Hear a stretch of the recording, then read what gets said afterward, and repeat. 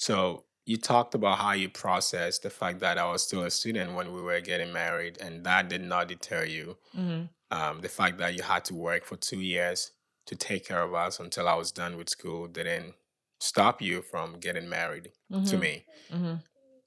Before you made that decision, on your part, you were okay. Did you have any conversations with your family? And I know you talked about your mom and your generally your family being welcoming because you also come from an immigrant family.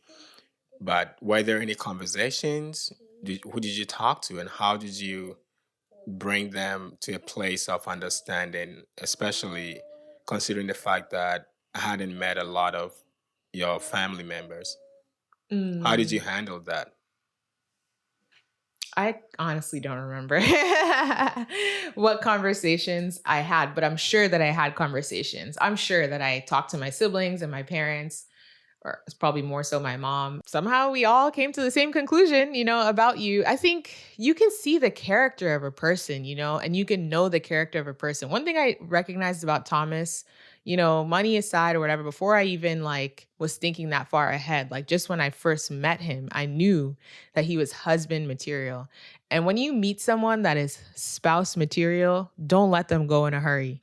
That's my advice, like really give the person a chance and see whether they're your person because it's not every day you come across someone who really, really is husband or wife material. Because I knew that right away about him, I just felt like really hear him, understand what is his vision, what are his goals, where is he going, what kind of person is he, what is his character, and make a decision from there. And I just trusted that it was going to work out. What's funny is I didn't really have all the answers because I didn't, we had, I don't know how soon we talked about me staying home once I had kids, but like I've mentioned previously, like I don't know that I thought really hard about what was going to happen once I started having kids, but I probably thought I might continue to work. But then somewhere along the way of our relationship, I'm sure it began to become more clear what we actually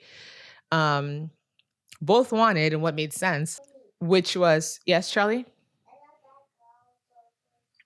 I kind of forget what I said now. Oh yeah, what made sense. Okay. What made sense was that I was going to end up staying home with our kids and raising them and a lot of other things, conversations that we had. And so I just had to trust, more than trusting Thomas on all this is just trusting the Lord too, that I was seeing rightly about this person and that he was giving me the discernment to see rightly about this person. And also that the Lord's grace would fill in the gaps too because things also just happen, right? Even if he had the right and good intention of providing for our household, there are households where a man becomes injured and he's not able to work in the same way. And he may eventually find a way to provide for the family. I've seen how disabled people are able to provide financially for their families, right? Because not every job is physical.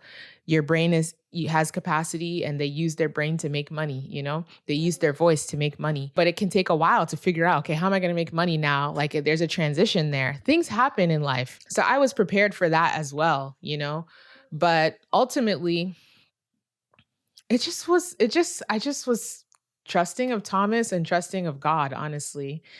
And so for the season that we were in, I knew that my income was enough, for the both of us. Cause that's another thing. I feel like some wives might have put pressure on their husbands to like find a way to make money, like this can't all be on me kind of thing. But I valued like obeying the law in China. I didn't want to put him in a position to disobey the law when, especially unnecessarily, when my income was enough to support us both. So I just preferred to not have him burden himself with how to make money illegally. That was unnecessary and rather just let's make do with what we have. And that's what we did. And it was honestly a very beautiful season. And now that season is over. We probably did podcast episodes before about like the practicality of it, like how you felt about it and us, our outlook on how to do our finances together and stuff. My money was our money, just like your money now is also our money.